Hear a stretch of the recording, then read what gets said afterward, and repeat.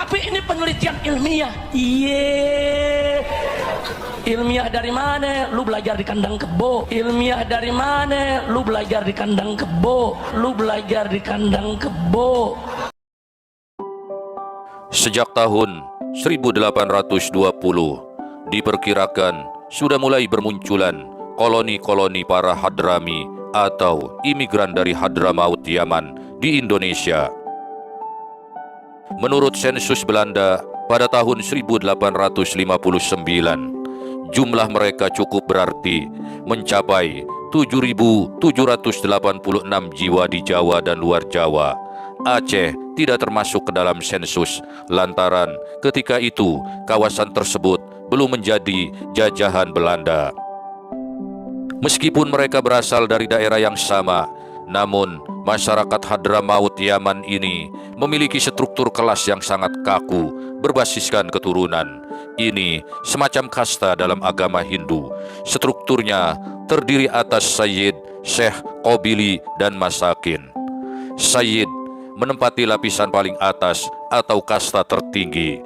Mereka mengklaim sebagai keturunan Nabi Muhammad melalui cucunya Sayyidina Husain. Sebagai keturunan Nabi, mereka menempati kedudukan istimewa secara sosial keagamaan. Sebagai catatan, gelar Sayyid ini kemudian menghilang seiring dengan berdirinya organisasi pencatatan Rabitoh Alawiyah pada tanggal 27 Desember tahun 1928. Gelar mereka berubah menjadi Habib. Mereka tak lagi menempatkan dirinya sebagai pemilik kasta tertinggi di kalangan sesama Hadrami, tapi sudah menjalar ke kalangan pribumi, bahkan kondisinya jauh lebih parah lagi. Di bawah Sayyid yang kemudian berubah nama menjadi Habib, terdapat dua kelompok yang menduduki lapisan tengah masyarakat. Kedua kelompok itu ialah Syekh dan Qabili. Kedua kelompok ini berasal dari keturunan leluhur semua orang Arab bagian selatan. Syekh berstatus lebih tinggi jika dibandingkan dengan Qabili. Syekh adalah kelompok elit agama asli Hadramaut. Syekh juga dianggap sebagai orang bijak yang menjalankan tugas serupa dengan Sayyid. Namun, karena jumlahnya lebih kecil jika dibandingkan dengan Sayyid, Syekh posisinya berada di bawah kelompok yang mengaku sebagai keturunan Nabi tersebut.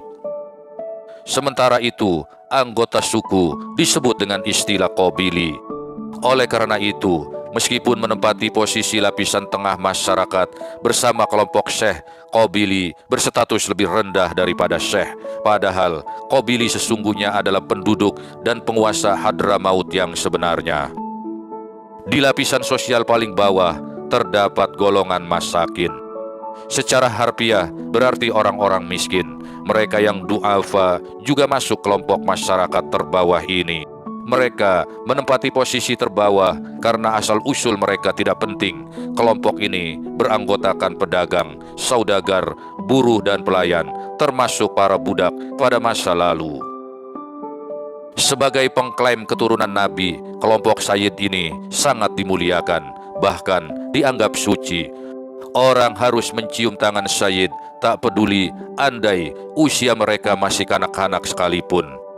Maka mereka juga diziarahi. Lebih dari itu, anak perempuan seorang Sayyid tak boleh menikah atau dinikahi dengan lelaki non-Sayyid. Akan tetapi, lelaki keturunan Sayyid boleh menikahi perempuan bukan keturunan Sayyid.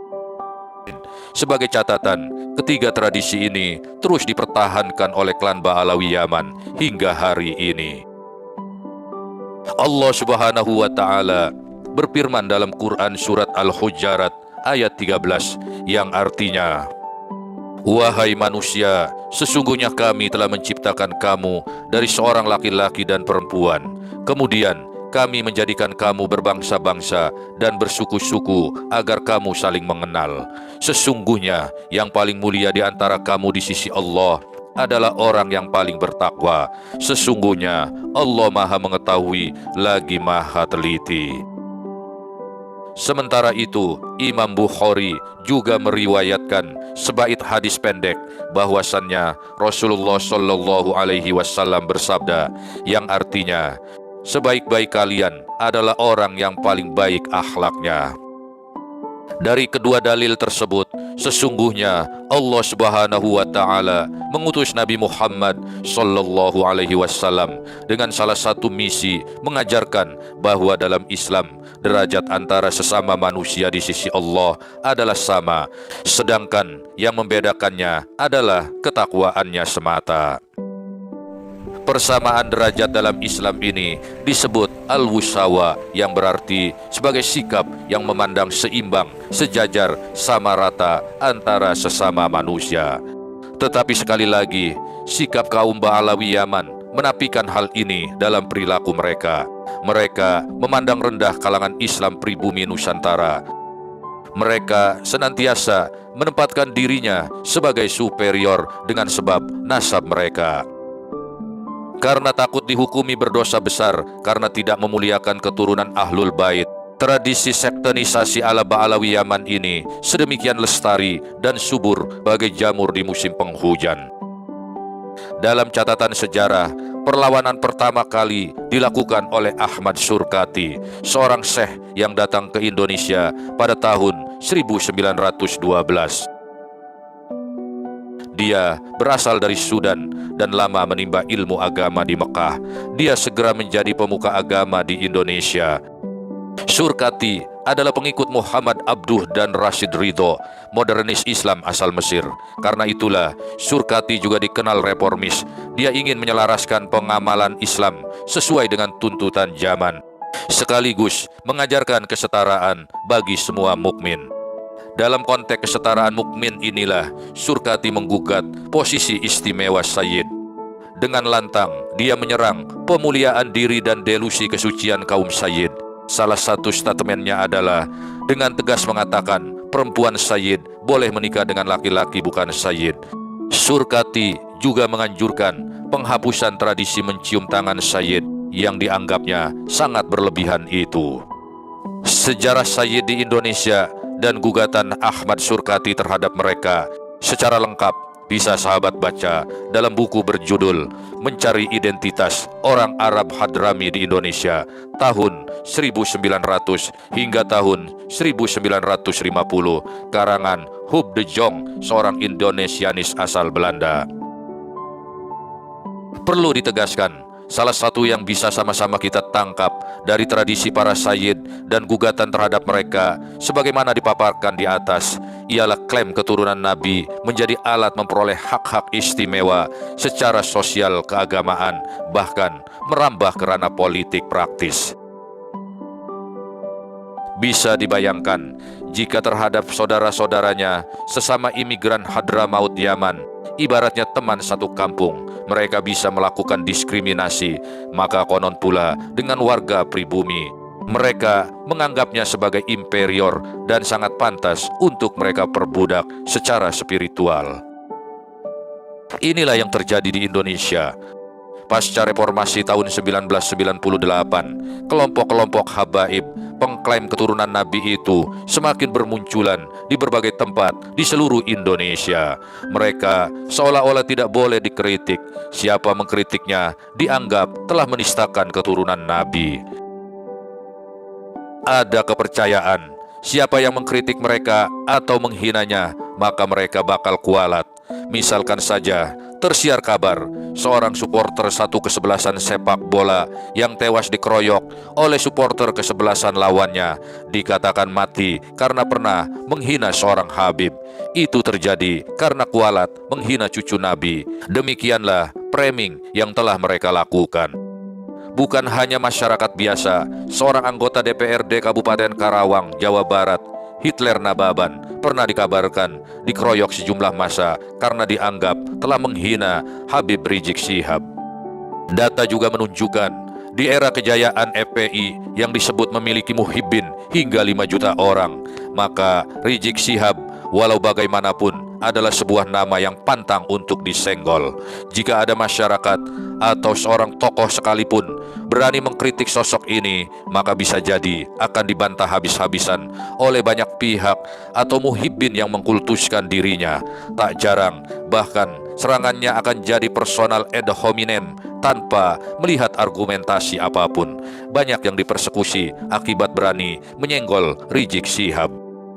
Para pengikut, pemuja, dan pemuji itu bahkan memaklumi ucapan-ucapan kasar yang tidak pantas diucapkan oleh keturunan Nabi yang selayaknya berakhlak luhur dan mulia. Para muhibbin atau pemuja itu tak hanya mengeluh-elukan sosok sang Habib, tetapi juga fotonya yang terpampang di baliho, bahkan di dinding-dinding kamar, ruang tamu dalam rumah mereka. Di tengah hiruk-pikuk suara intoleransi dan kultus individu terhadap para habaib, Ahmad Syafi'i Ma'rif dengan lantang menyebut pemujaan berlebihan kepada yang mengaku keturunan Nabi semacam itu sebagai suatu perbudakan spiritual. Bagi saya, mendewa-dewakan mereka yang mengaku keturunan Nabi adalah bentuk perbudakan spiritual.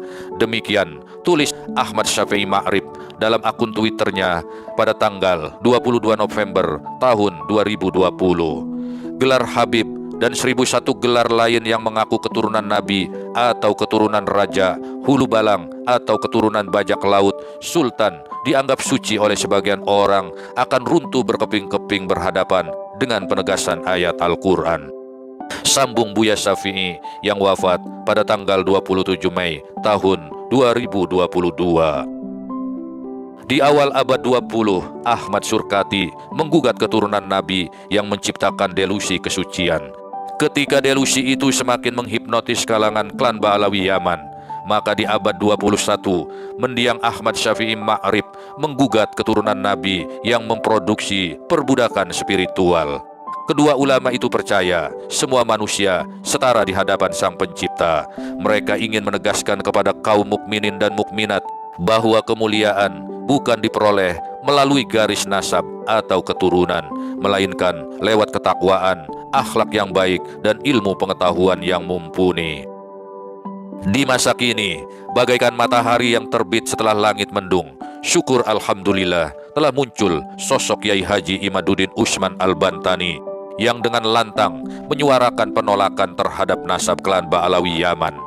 Dengan riset ilmiahnya yang secara gamblang membuktikan kepalsuan nasab mereka, karya sosok ulama muda yang dinistakan oleh para muhibbin sebagai kiai kampung ini telah menelurkan sebuah karya ilmiah yang menjadi pionir karena hingga sejauh ini belum terbantahkan.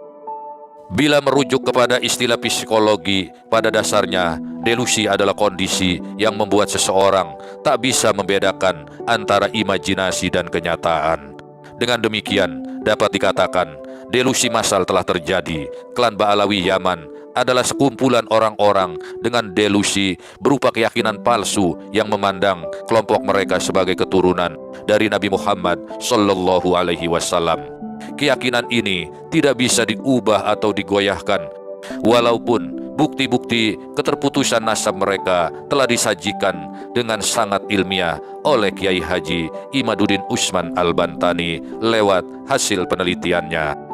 Apakah klan Ba'alawi Yaman akan tetap terlena dengan delusinya, meyakini kelompok mereka sebagai juriah Nabi? Sepertinya itulah sikap yang mereka pilih. Namun demikian, mayoritas masyarakat Islam Indonesia juga tidak bisa dicegah untuk percaya bahwa nasab mereka telah batal. Ibnu Katsir rahimullah dalam kitab tafsirnya berkata, sesungguhnya kalian bisa mulia dengan takwa dan bukan dilihat dari keturunan kalian. Jadi dengan demikian, biarkan saja para Ba'alawi Yaman itu tetap dengan delusinya, berbangga diri dengan gelar Habib. Yang terpenting bagi kita, jangan pernah merasa inferior atau merasa rendah diri di hadapan mereka. Sebab mereka itu sejatinya sama dengan kita, manusia yang hanya akan menjadi mulia dengan takwa, bukan dengan nasab, apalagi nasab yang semakin tidak terkonfirmasi kesahihannya. Semoga narasi singkat ini dapat mencerahkan. Terima kasih telah membantu merawat channel ini dengan menekan tombol like dan subscribe. Tinggalkan atensi di kolom komentar. Sampai jumpa.